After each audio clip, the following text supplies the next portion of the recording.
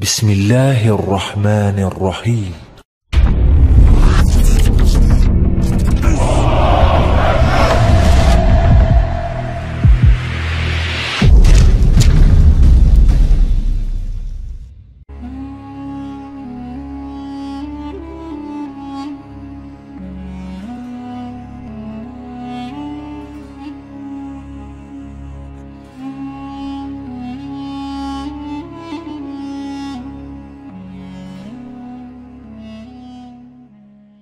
Assalamualaikum warahmatullahi wabarakatuh.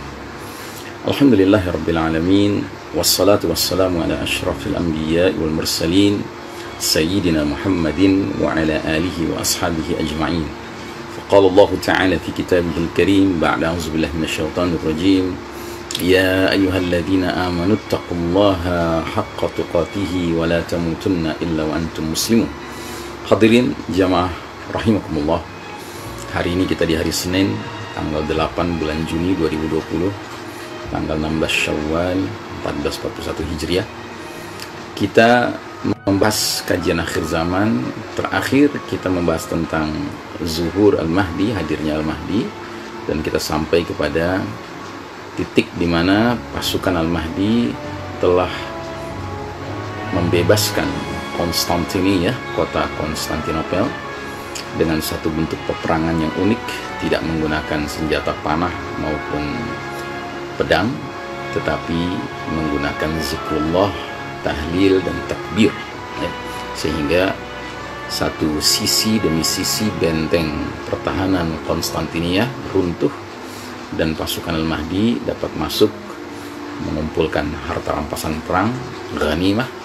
Namun ketika mereka sedang mengumpulkan ghanimah itu, tiba-tiba terdengar kabar yang mana syaitan berteriak bahwasanya Dajjal telah menguasai rumah-rumah keluarga-keluarga mujahidin di pusat khilafah, yaitu di Dimashq, di Damaskus. Sehingga pasukan Al-Mahdi kemudian berkonsolidasi, ya, menuju ke Damaskus, yang ternyata pasukan advance yang melakukan pemeriksaan, penelitian, penyelidikan tentang benar tidaknya Dajjal sudah sampai ke Damaskus, ternyata membuktikan bahwa Dajjal masih on the way, masih dalam perjalanan, ya.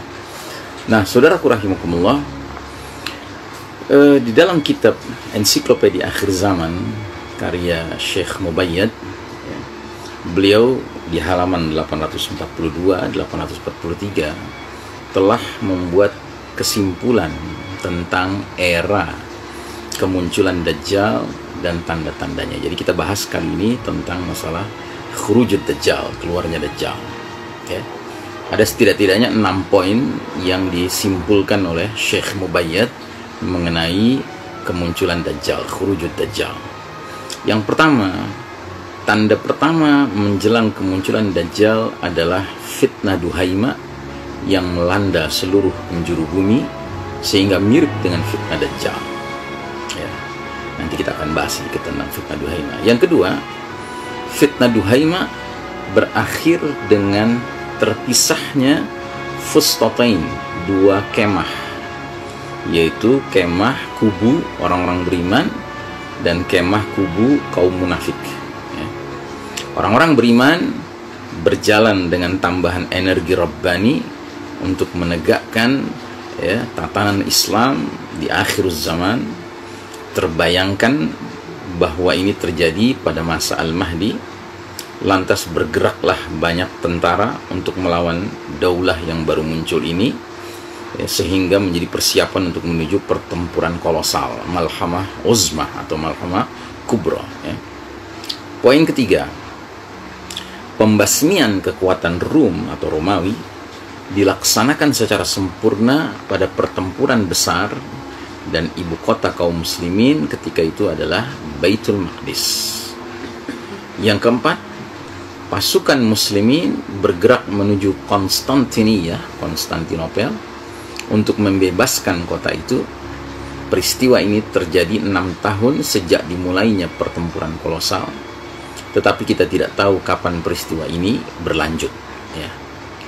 Yang kelima, pada saat itu terjadilah perubahan iklim signifikan, terus berlangsung dari tahun keempat sejak awal pertempuran sampai tahun ke-7. Jadi 3 tahun berlangsung dari tahun keempat hingga tahun ke-7.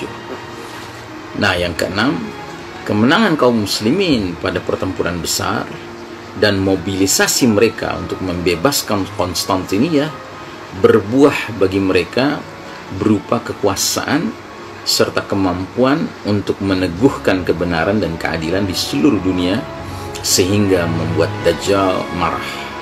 Kemudian Dajjal muncul karena pengaruh kemarahannya itu dengan tujuan menghalangi kaum muslimin mencapai tujuan mereka yang sudah ditetapkan. Nah, saudaraku rahimakumullah, kita mulai melihat dari poin yang pertama, yaitu tentang fitnah Duhaimah. Ya. Bagaimana fitnah Duhaimah ini? Mari kita lihat hadisnya.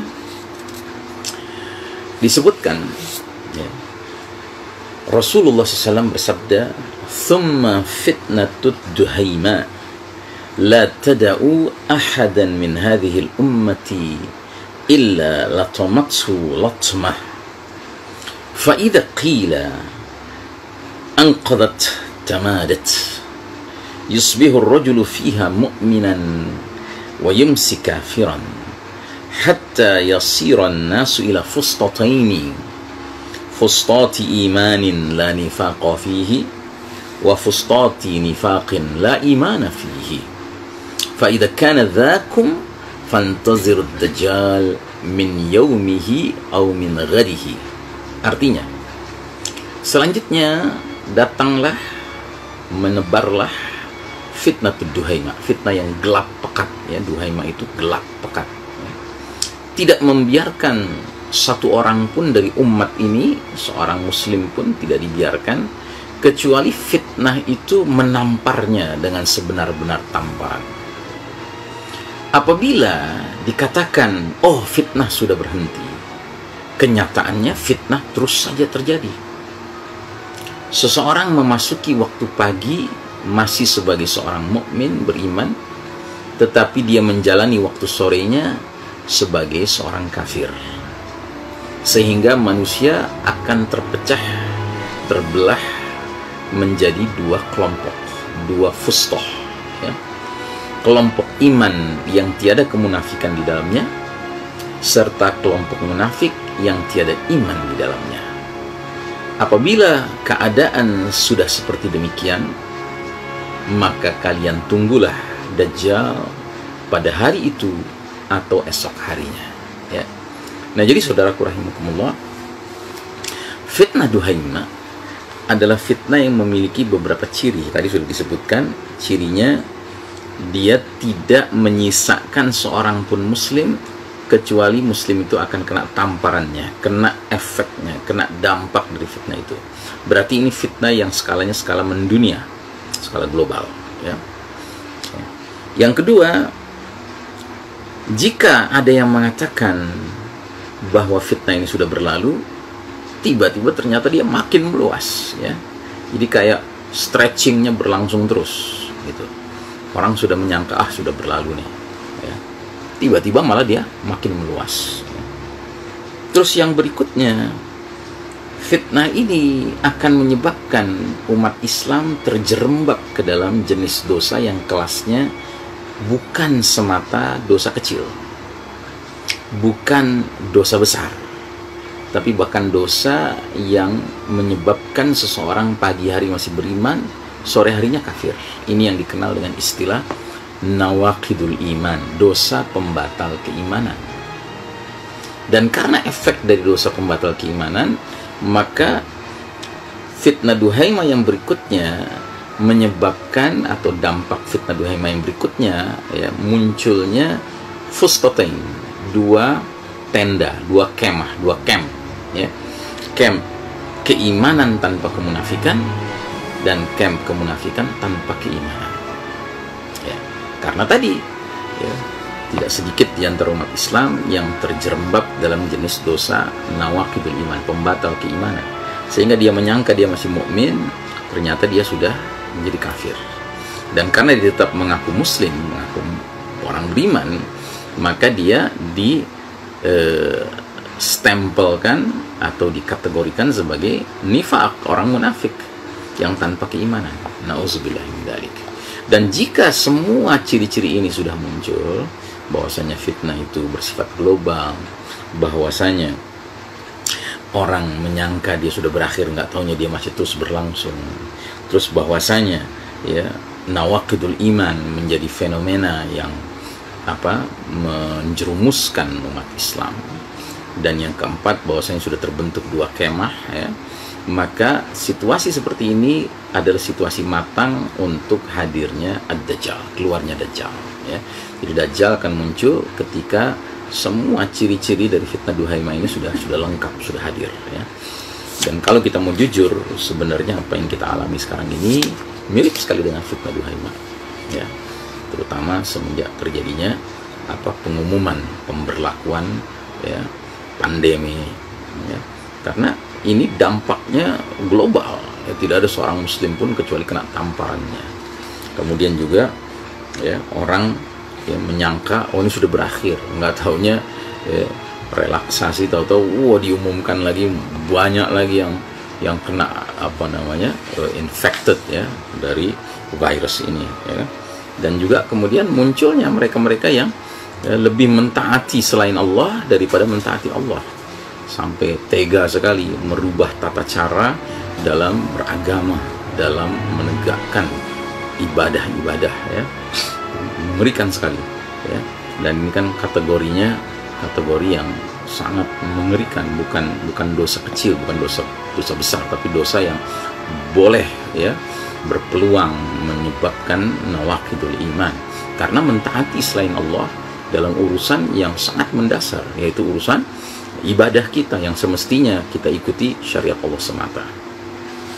Dan yang keempat, otomatis ya sekarang pun kita sudah melihat dalam realitas efek daripada dampak situasi ini, ya, manusia terbelah menjadi dua kelompok, ya. Kelompok yang sepertinya ikut saja dengan arahan dari fitnah yang muncul ini, dengan mereka-mereka yang kritis terhadap fitnah ini, ya.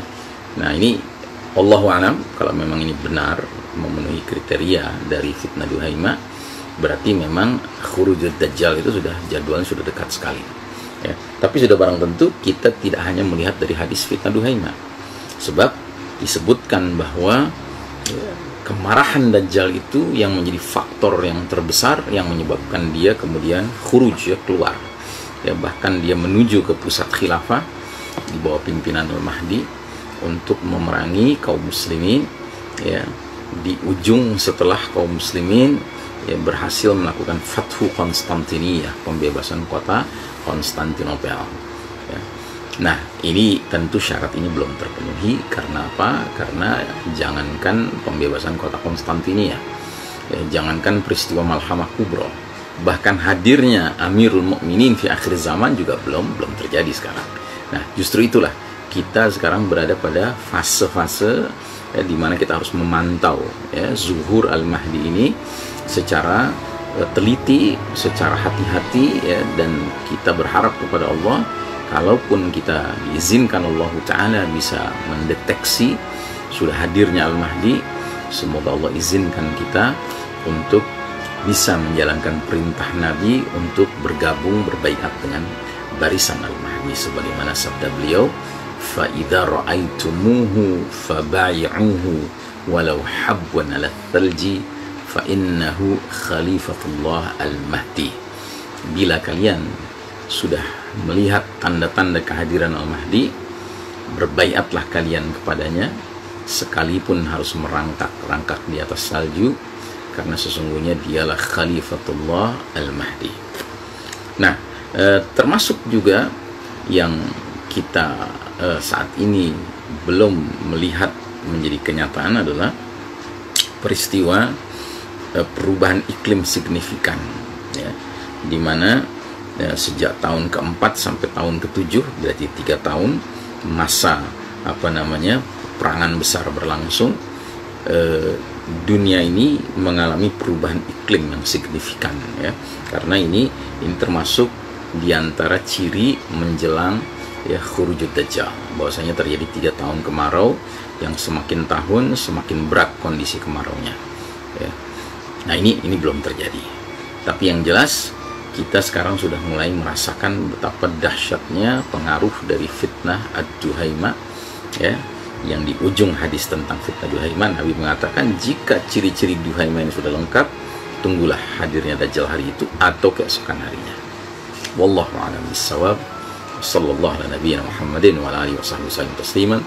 Alhamdulillahirabbil alamin. Wassalamu alaikum warahmatullahi wabarakatuh.